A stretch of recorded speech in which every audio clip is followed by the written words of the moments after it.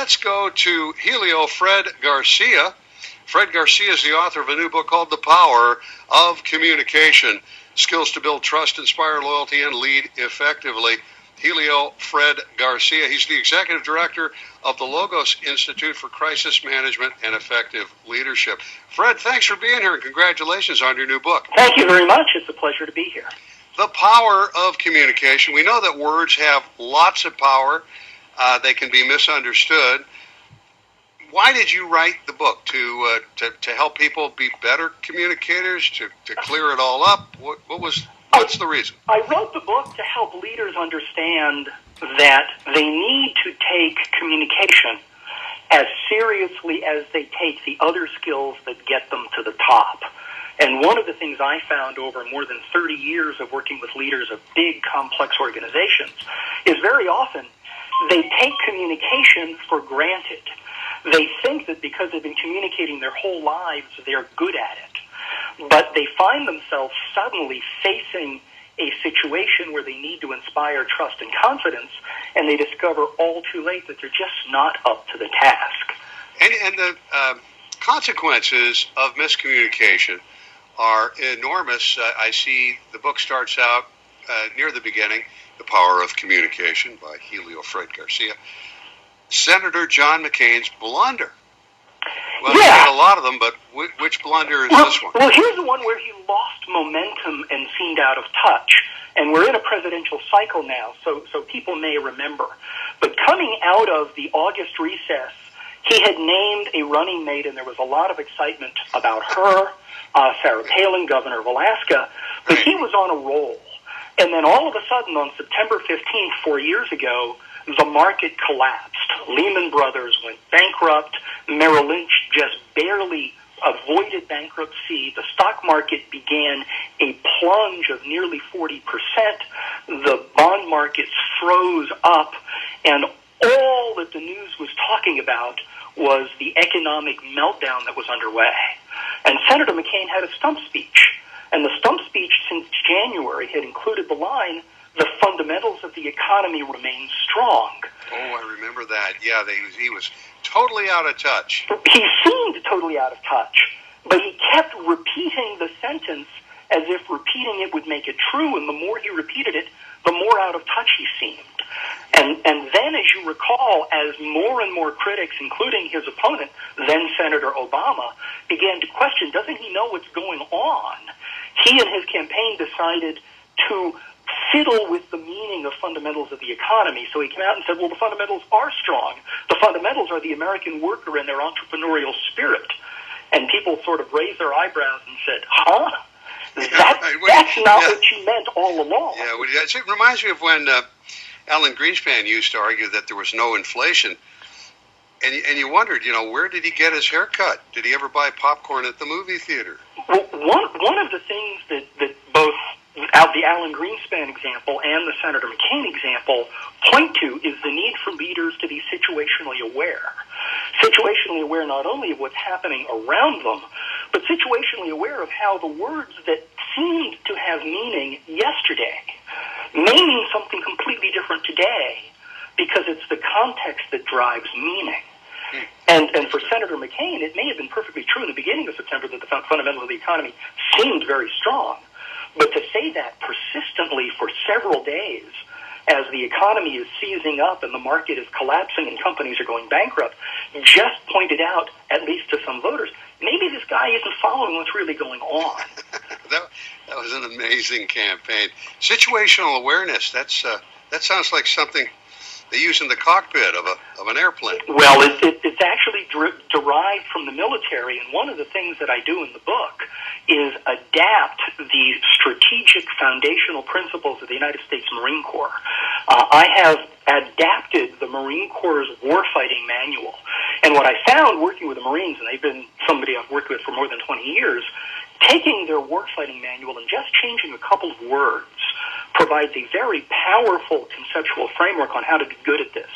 So, for example, by changing the word war to communication and changing the word enemy to audience, we have a very simple way to understand what works. And let's go back to the situation we were describing with Senator McCain.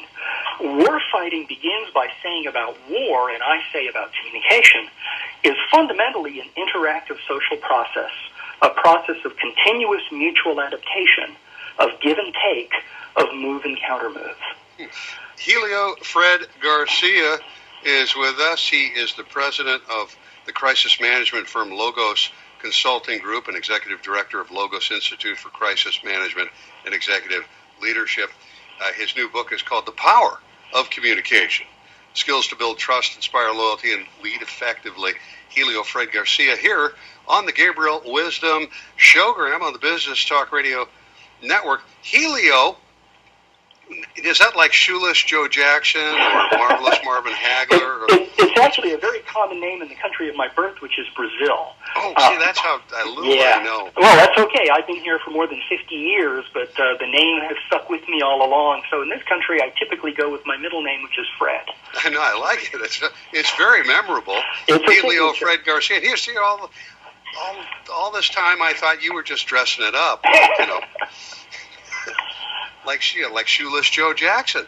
Hey, you referenced David Letterman here in the section on your book, The Power of Communication. Words Matter, Section 1. What did David Letterman have to do with the power of communication? Well, I actually mentioned two different ways in the book. The first way is during the Senator McCain incident, he was one of the people who defined Senator McCain as out of touch. That's right. I remember we caught him in a lie. Well, the senator had said, I've got to cancel all interviews right now. I'm running to the airplane. He even called Mr. Letterman on the phone and said, I'm sorry, I can't do it. And while David Letterman was videotaping his show, he saw the live feed from CBS, which is his network, and there was the senator talking to Katie Couric. So that left a sour taste in David Letterman's mouth. And he's exposed it to the whole world. That went viral on the internet, too. That was actually part of defining Senator McCain. Yeah. But I also used David Letterman later in the book. I used David Letterman to illustrate a principle of crisis communication. Oh, well, let's hold off and hear about that one. Helio Fred Garcia's new book called The Power of Communication. Coming up, what Bill Gates said, what the audience heard on Financial Wisdom. Speaking of great books, The Power of Communication is now it's on sale. It's a book by our guest, Helio Fred Garcia, who's the executive director of the Logos Institute for Crisis Management and Executive Leadership. The Power of Communication, Fred. We were talking about some of the famous missteps of people like Senator John McCain when he was running for president, and the power of miscommunication and how it completely deflated his effort there. You say David Letterman played another role in his undoing. Well, he played a role in the senator's undoing, but I also profile David Letterman for something that he did that was really smart later on. And that is David Letterman was caught having an affair with his staff. Right, and he was with the whole staff, or with some members of his staff, plural. Yeah, well, there were many people. Yeah, there was more than one. And he was being blackmailed, and he contacted the police, and they did a sting, and they arrested the guy.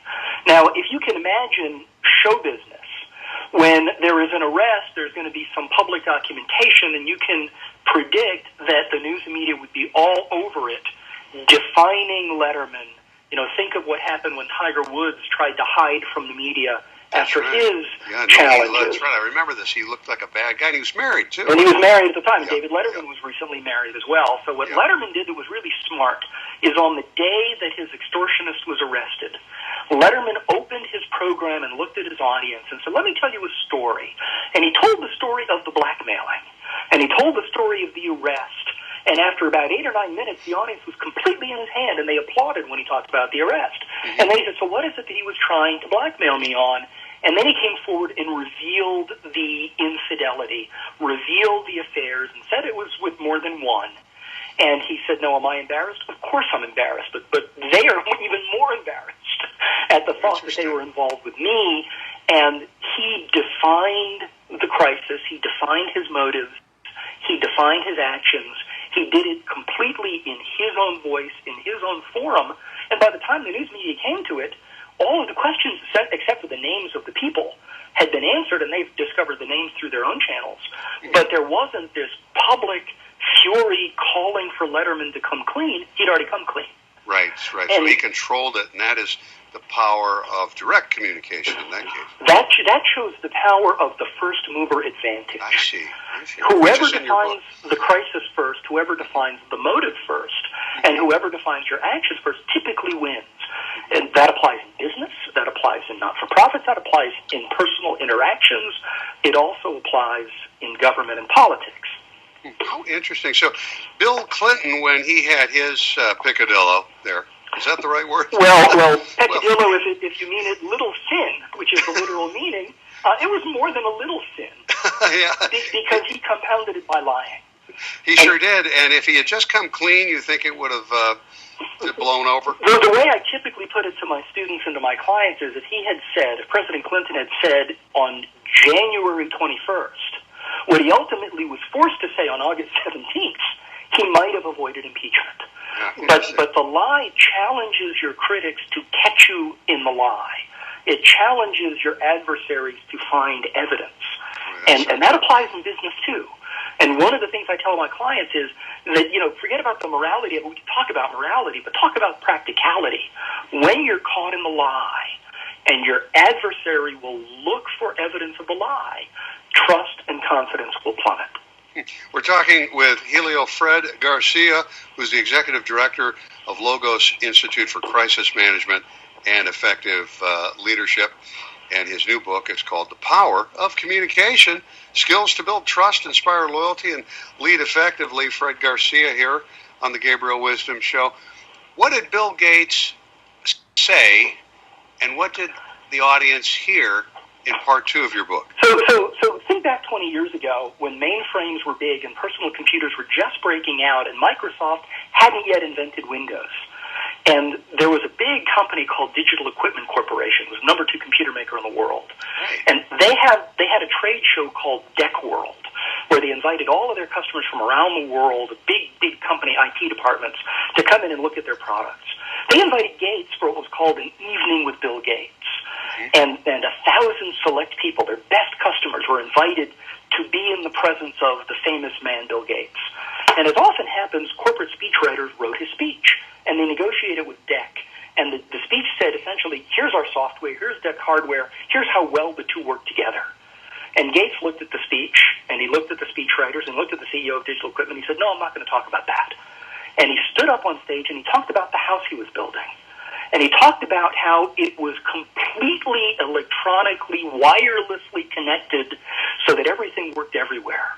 And he talked about his collection of digital art. And he essentially showed a vision of what software could do to change your life in the future. And it turned people on. So when he said, I'm building a house that's 60,000 square feet, what people heard was, I'm really successful and I know what I'm doing. And when he said that it is powered by sophisticated information technology infrastructure, people heard, wow, this guy knows how to do technology really well. It wasn't about the product he was selling. It was about the vision of a technological future, and people got really turned on. That's right. No, he was great. He had the vision, and he sold it.